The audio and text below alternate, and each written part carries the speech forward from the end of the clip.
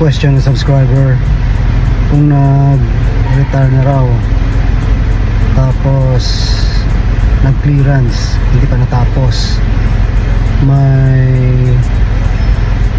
prescription daw ba ang clearance. Well, sa loob ng kumpanya wala namang makikita dyan na ang clearance kailangan matapos mo sa loob ng X number of days, no? Wala ka makikita ganun, no? Pero ang mga kumpanya under obligation yan to release yung final pay mo, including yung retirement, separation pay sa loob ng 30 days, no? From the time na mapasa pa ng separation notice mo. Ngayon, isa mo pang titingnan dyan yung prescription ng money claims. Pag naging issue later on yan, naging dispute yan, pumasok ng money